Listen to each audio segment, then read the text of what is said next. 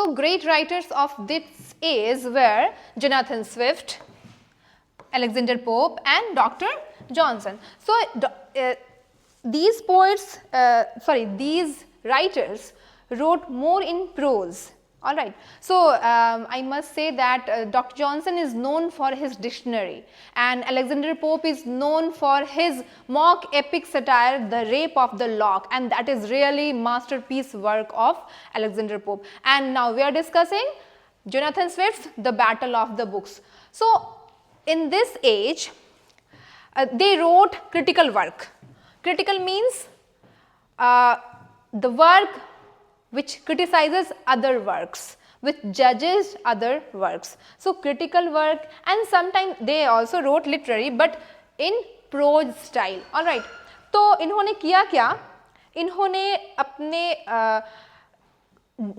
Reason को अपना target बनाया. Reason were discussed in their literary and critical work, and unreason and bad sense were topic of their targets of their satire. So अपने satire में उन्होंने अनरीजन, जो कि ऐसी चीज़ें जो इंटेलेक्चुअल नहीं है या फिर जो इमेजिनेशन पर बेस ज़्यादा हैं, तो इन सब को उन्होंने अपना टारगेट बनाया. सो अब हम थोड़ा डिटेल में पढ़ेंगे कि what is satire, because question can be asked for 15 marks, that what is satire, and discuss the battle of the books as a satire or particularly a mock heroic prose. तो इसके लिए satire जानना बहुत ज़रूरी है. So what is satire? A way of criticizing people or ideas, not only people.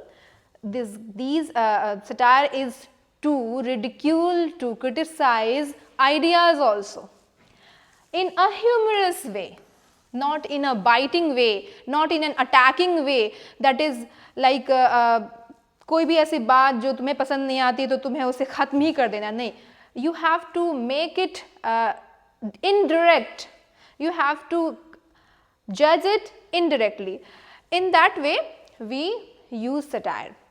Alright, so a way of criticizing people or ideas in a humorous way with an intent to inspire social reform. So the purpose of the satire is to inspire, or intent, with an intent for the social reform. तो satire का जो purpose होता है वो reform करने का purpose होता है. Alright, अब थोड़ा elaborate देखेंगे अगर satire को, तो देखते हैं कि satire is an artistic form. It is chiefly literary and dramatic, in which human or individual vices, follies or shortcomings are held up. मतलब लोगों के जो vices होती हैं, जो बुराइयां होती हैं, उनके जो follies होते हैं, मूर्खता होती है, या उनके जो shortcomings होते हैं, जो demerits होती हैं, जो drawbacks होती हैं, उनको सामने रखा जाता है. To censure means to criticize by means of ridicule, means in a funny way, by ridiculing or by mocking or by drawing or writing to make something silly, by making more noticeable, means caricatures बना के. तो caricature भी एक तरह का satire होता है. Like we see in cartoons that sometimes any political leaders figure is made like that we start laughing on that caricature. So किसी एक पार्ट को अगर कोई लीडर है और बहुत ज़्यादा बोल रहा है तो उसके माउथ पार्ट को बहुत ज़्यादा इनहेंस करके बनाया जाता है cartoon. So that is called caricature. तो by drawing or by writing, if we target someone to ridicule their vices, it is satire. So you can write in your introductory part of answer a brief definition of satire. The simplest definition is a way of criticizing people or ideas in a humorous way with an intent to inspire social reform, or you can describe in this way writing these text. So now satire को आप मज़ेदार कैसे बनाते हैं? Satire, if you are going to say someone very harsh words to attack their vices, so he और she will take it very personal. लेकिन अगर उसमें आप थोड़ी अपनी बुद्धिमानी means wit, WIT, wit use करते हैं, मीन्स अपना विजडम यूज़ करते हैं, प्रेजेंस ऑफ माइंड यूज़ करते हैं, and in an indirect way you tell someone something that someone will feel that it is intended for him or her, but it will not hurt in a way that he will start thinking that I am ridiculed, I am mocked in a way that I must stop doing anything. तो अगर ऐसा कुछ कर पा रहे हैं तो उसको करने के लिए you have to be very witty, WITTY और WIT. So जोनाथन स्विफ्ट हो, अलेक्जेंडर पोप हो या फिर कोई और सैटिरिस्ट हो, they use their wit, their humor to make the satire attractive and appealing to readers. So wherever wit is employed to expose something foolish or vicious to criticism, their satire exists. वहीं पर satire आ जाता है. Whether it be in a song or sermon, in painting or political debate, on television or in the movies. So we see there are many movies and many books that satirizes political idea or a person. All right. तो songs में भी कभी कभी हम किसी को mock करते हैं, किसी की पैरोडी बना देते हैं, कोई बहुत बड़ा कोई बहुत ट्रिवियल काम कर रहा है, बहुत अनइम्पॉर्टेंट काम कर रहा है and in a very heroic way, तो उसको भी हम लोग एक सॉन्ग में या फिर एक डिबेट में ला करके उसे हम सैटराइज करते हैं. So but we must need the wit. Wit का मसाला मीन्स बुद्धिमानी का मसाला और ह्यूमर का जो मसाला है we have to add to make it more appealing. Now will discuss कि मॉक हीरोइक प्रोज क्या होता है, जो the battle of the books है. तो it is a form of satire that adopts the elevated heroic style of the classical epic poem to a trivial subject.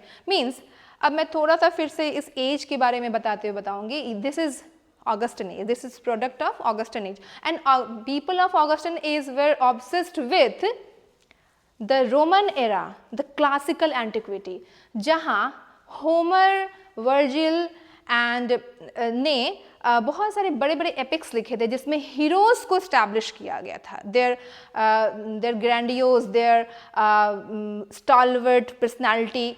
तो heroes were real heroes in those times. But जब हम कोई trivial and unimportant issue में heroic element को बस डालते हैं तो वो मॉक हीरोइक हो जाता है. Means we are using the style of classical authors, but we are using or we are getting the theme that is very trivial and unimportant and very not noticeable. All right. तब वो heroic बस style में होता है but theme में वो मॉकिंग हो जाता है. So that is mock heroic और मॉक एपिक. तो it is also a kind of satire, but हमने इसमें स्टाइल जो लिया वो क्लासिकल था लेकिन थीम जो लिया वो लेसर वैल्यू का था. तो यहाँ पर जो थीम आने वाला है विल डिस्कस इन डिटेल. सो अब आई गेस कि satire is over. Now will see कि जोनाथन स्विफ्ट जो कि एक बहुत फेमस सेटरिस्ट थे उन्होंने सटायर के बारे में क्या कहा है. तो he says satire is a sort of glass, a mirror, wherein beholders, देखने वाला, do generally discover everybody's face but their own. अपना चेहरा नहीं देखते हैं, वो दूसरे का चेहरा देख करके ही उसकी फॉलीज से अपने आप को आइडेंटिफाई कर लेते हैं.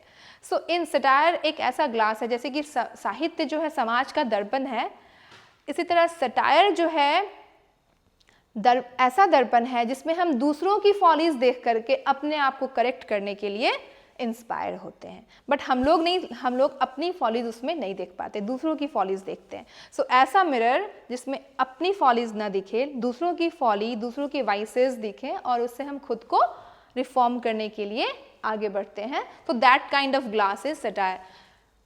नाउ जो मैंने बताया था कि इसमें 5 इंसिडेंट्स हैं.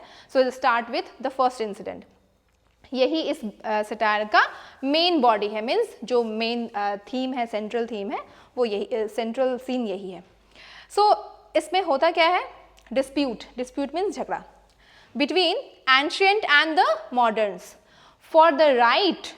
किस बात का झगड़ा है, सुप्रीमेसी का झगड़ा तो है, और सुप्रीमेसी कैसे होगी in this scene, in this incident, कि देयर इज अ माउंटेन जिसका कि दो पीक्स है, two peaks, there are two peaks, one is higher one and the second is lower one. So there is a battle. Now the dispute starts कि both teams, ancient and modern, wants to stay on the highest peak. So this is the bone of contention, all right, कि जो सबसे highest peak पर रहेगा वही superior होगा. So now we'll start कि अब ऑथर और क्या कह रहा है. So author now states the philosophy of war. Philosophy of war means war होता क्यों है. So he says war is the child of pride and that pride is the daughter of the riches. It can be a quotable line, ठीक है, कि war is the child of pride. War कब होता है, जब आपके अंदर pride बहुत ज़्यादा हो जाता है, घमंड, ठीक है, एक्सेसिव प्राइड. एंड प्राइड किस वजह से होता है, when you get riches. Riches means riches in your intellect और वेल्थ और द गेटअप और the outfit, anything. So when you get the riches you feel pride, and excessive pride leads you to war. So this is author's vision or author's philosophy of war. So now who is taking the pride? Everyone is like moderns are also taking the pride and ancients are also taking the pride. Now the next philosophy of war by author is that he thinks and he says the right of possession is common. अधिकार प्राप्त करना किसी भी चीज पे बहुत common है. And jealousies and competition abound among men as they do among dogs. Means now author is comparing man and dog side by side, and he says that as dogs fight for their territory and the street becomes their site of fight, men also claim the territory, and they among men also grow the jealousy and they start fighting and warfare starts. तो युद्ध शुरू हो जाता है, जैसे dogs के बीच ईर्ष्या होती है या they start claiming the land कि ये मेरा इलाका है. men also start warfare. तो ये जो जेलसी है, ये जो पोजेशन, ये जो सुप्रीमेसी का इमोशन है, इसकी वजह से वॉर्स शुरू होते हैं, ये ऑथर का मानना है. और जैसे कि डॉग्स स्ट्रीट पर फाइट करने लगते हैं, वैसे ही स्टेट ऑफ वॉर जो स्टेट में स्टार्ट हो जाता है. और ये वाला वॉर जो होता है वो सिटीजन के अगेंस्ट होता है. नाउ ये भी एक ऑथर का ही ऑथर की लाइन है कि the madness of pride involved in believing one's own age to be supreme and the inferiority of derivative works. Means we are the superior and derivative works are inferior. बस इसी बात पे झगड़ा और dispute, fight, quarrel, war, battle शुरू होता है. Now अब ऑथर जो फिलॉसफी ऑफ वॉर की बात कर रहे थे वो खत्म करके अब आगे बढ़ते हैं और बोलते हैं the author turns to the dispute between the inhabitants of the Parnassus. So Parnassus क्या है? पैरनेसिस एक माउंटेन रेंज है ग्रीस में, और ग्रीक माइथोलॉजी में इसका कुछ अलग इंपॉर्टेंस है. In Greek mythology one of the peaks was sacred to Apollo the god and 9 muses and the inspiring deities of the arts. Apollo and 9 muses जो हैं ये आर्ट्स के लिए देवी और देवता माने जाते थे. और जो दूसरा पीक था, other peak, was dedicated to Dionysus who was god of wine making, festivity, fertility and theatre. So ये ग्रीक माइथोलॉजी में था. Now Jonathan Swift used these two peaks to make a fight between authors and modern. Ancient and modern, ठीक है. So the Parnassus had two peaks. The ancient lived on higher peak, the moderns occupied the lower peak. Now the funny thing starts. अब funny thing क्या है वो हम लोग देखेंगे. ये देखिए, the modern send an emissary. Emissary का मतलब एक messenger to the ancient, asking them to step down to a lower position, otherwise the moderns would use shovels and level the said hill as low as they would deem proper. Means, as you understand English, moderns ancient को कहते हैं तुम्हारी जो peak है, तुम जो ऊंचे बैठे हुए हो, पैडनेसिस की हाईएस्ट पीक पे रहते हो, you must lower down your peak. नहीं तो we will use the shovel, means जो कुल्हाड़ी या फिर कुदाल, उससे मैं तुम्हारा पीक छोटा कर दूंगा और मैं उतना छोटा कर दूंगा जितना मुझे समझ आता है. मतलब मैं तुम्हारे पीक को अपने पीक से छोटा देखना चाहता हूँ. So they send an emissary. Emissary का मतलब मैसेंजर. अब इस बात पे एंशियंट्स वर अम्यूज्ड, क्योंकि ऐसा तो होता नहीं है कि हम तुम्हारी पीक को छोटा कर दे, मतलब पहाड़ को काट करके छोटा कर दे. सो द इम्पर्टिनेंस मतलब बेवकूफ़ी, इम्पर्टिनेंस मीन्स बेवकूफ़ी of the moderns amuses the ancient. Ancients लोग बोलते हैं बेवकूफ़ moderns. Now the moderns are advised, और एंशियंट जो हैं उनको एडवाइस देते हैं मॉडर्न को कि raise their own side of the hill. We can't cut our hills short, better you would raise your height. तो ये ancient advised moderns to raise their height. So it is also kind of like very silly people are fighting कि तुम अपना height नीचे कर लो, नहीं तुम अपने height ऊपर कर लो. This can happen.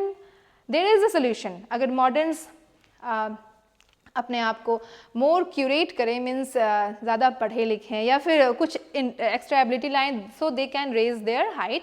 But these things happen as Jonathan Swift puts it here. So controversy शुरू हो जाती है, दोनों में विवाद शुरू हो जाता है. अब आगे क्या होता है ये देखिए. अब ये सीरियस टर्न हो जाता है, मतलब इसमें एक सीरियस टर्न आ जाता है जब जो बुक्स हैं वो एनिमेटेड हो जाती हैं. Animated means books gets life. Of saint James library to take up the argument. मतलब जो ऑथर्स पैडनेसिस के 2 पीक्स पर रहते थे उनके द्वारा लिखी हुई जो बुक्स जो किंग्स जेम्स की लाइब्रेरी में है, दे गॉट लाइफ. अब होमर की किताब जो इलियड है उसमें लाइफ आ गई. उसके जो वॉरियर्स थे वो सब like in an imaginary way they start thinking कि हमारे ऑथर को लेवल डाउन किया जा रहा है. So they starts thinking and they starts getting this idea in their books. So ऐसा होता है और कंट्रोवर्शियल बुक्स जो है लाइब्रेरी की ऑर्गेनाइज कर लेती है, मतलब teaming. They start teaming up कि we will some books will be in ancients, some books will be for modern authors. और ऐसे में जो टेम्पल थे, जैसे कि मैंने पहले बताया था, स्विफ्ट के पेट्रन, जोनाथन स्विफ्ट के जो पेट्रन थे वो टेम्पल थे who supported ancient. So he comes to defend ancients and now yes this happens. तो एक तो ये था और दूसरे उसके साथ और क्या होता है कि wait yes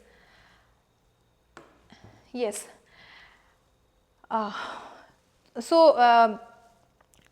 this happens, wait where I was. So temple was there to support ancients and temple was Jonathan Swift's supporter, patron. अब एक टीम बन जाती है एंशियंट के मॉडर्न की. So in ancient team Plato, Homer, Virgil and others. On the other side Descartes, Dryden, Hobbes and others. ठीक है, तो टीम बन गई.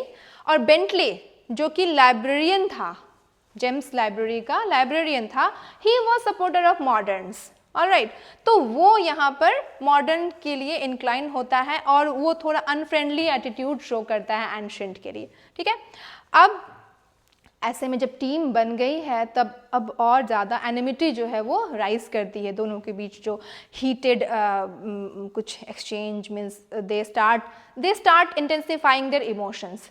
और जैसे कि आप लोगों को मैं थोड़ा सा शो करना चाहती हूँ विजुअल कि you may imagine that these are two peaks of Parnassus range, and here stays Homer, Plato and Virgil, and here stays Hobbes, Dryden and Descartes. So these are modern philosophers and these were ancient philosophers, the great ancient philosophers. You know Plato's philosophy, or Plato wrote Republic, Homer wrote Iliad and Virgil also wrote Aeneid. All right. So this is how, तो जैसे कि मैंने पहले बताया, they said them to cut down their hill, shorten their hill, and they said you must raise your hill. तो इसमें से दोनों नहीं हो सकता. So these silly fights started. Now as we see ancient army में और कौन कौन लोग थे. Homer, as I said, led the horse, जो horse की टीम होती है उसको लेके आगे बढ़े थे. Pindar was there, Euclid was there, Plato, Aristotle बोमेंस को जो तीर लेके चलते हैं उनको कमांड कर रहे थे. Herodotus the historian was there, Livy the philosopher was there, Hippocrates the mathematician and Vossius and Temple the modern one who supported ancient, the Swift's pattern. तो ये थी एंशिएंट लोगों की army, ancient authors and philosophers. And then modern army जो थी वो Tasso, Milton, Dryden, Wither and Cooley, Despero and others, Gassendi and Hobbes and Descartes. So these were in modern army of critics and authors. So teaming is done. अब हम आगे बढ़ते हैं और देखते हैं कि second incident क्या होता है. Second incident is also very interesting. What happens in second incident? The second incident is about the spider and the bee. As I showed you in the very first slide, there was a bee and there was a spider. So this is also made, this scene is also made to make it more appealing ki who is bee and who is spider. And it is Jonathan Swift's imaginative mind when he uses these allusions to symbolize ancient authors and modern authors. So ये artistic economy, मतलब थोड़े से शब्द में जब हम बड़ी बात बताते हैं किसी आर्ट में, that is called artistic economy. बहुत इकोनॉमिकल वर्ड्स, थोड़े से वर्ड, मतलब बी के रिप्रेजेंटेशन में, मधुमक्खी के रिप्रेजेंटेशन में हम लोगों ने एंशिएंट ऑथर्स को रिप्रेजेंट कर दिया और सीधा सीधा स्पाइडर को ला करके मॉडर्न को बता दिया. सो अब इनका जो एक्सप्लेनेशन है वो देखते हैं. सो आर्टिस्टिक इकोनॉमी का एग्जाम्पल तो दिया ही, सैटिरिकल भी हुए इस तरह से वो. एंड नाउ ऑथर सेज कि जो स्पाइडर का वेब है उसमें बहुत सारे रेमिनेंट्स हैं. रेमिनेंट्स मीन्स मरे हुए flies and mosquitoes and other insects. और तभी क्या होता है, अ बी एंटर्स देयर अननोइंगली. एक मधुमक्खी बिना, मतलब पता नहीं था उसको कि यहाँ एक स्पाइडर का वेब है, enters. Swift describes the web in a mock epic phraseology. यही इंपॉर्टेंट है और इसी को आप लोगों को एक जो 15 मार्क्स के क्वेश्चन आते हैं उसमें आपको रिलेट करना है. Mock epic means I'll later explain. Swift describes the web. Web means जो मकड़ी का जाल है. In a mock epic phraseology as the mansion. Mansion का मतलब होता है बहुत बड़ा सा बंगला या बहुत बड़ा सा palace. Like there is a house. House थोड़ा छोटा है. फिर bungalow is more than house in size. And more than bungalow there is a apartment. या फिर उससे भी बड़ा जो होगा like a Mahal. Yes, like a palace. तो spider के web को उसने mansion बताया है. So this is a way of telling the trivial things in a heroic manner. मतलब बहुत ग्रैंड मैनर में. सो मैंशन बता रहा है किसे, स्पाइडर के वेब को. सो द बी, जो मधुमक्खी आई थी, manages to come out the web but in the process the web is broken. अब मधुमक्खी entered that web but the bee is not stuck in there, it comes out and in coming out the web is broken. अब यहाँ पे फिर से fight शुरू होती है. ठीक है, कि तुमने मेरा वेब जो है वो क्यों तोड़ा. The spider gets furious at the sight of this dilapidated mansion. भाई उसका महल टूट गया है. The bee, the universal plunderer, is rebuked by the spider. अब ये बी को यूनिवर्सल प्लंडरर कहा है, मतलब पूरे ब्रह्मांड में ये एक लुटेरी है. प्लंडरर कौन होते हैं? जो लोगों की चीजें चुराते हैं. So bee is as plunderer, means from flower it sucks the nectar, the sweet element. So it is symbolized or it is compared as the universal plunderer is rebuked, मतलब उसे डांट पड़ती है, is rebuked by the spider for the latter's insolence and impudence. कैसे हो, बिना पूछे किसी के घर में आ जाते हो, मधुमक्खी से स्पाइडर कह रहा है. तो इसके लिए उसको वो डांटता है. Means moderns rebukes ancients.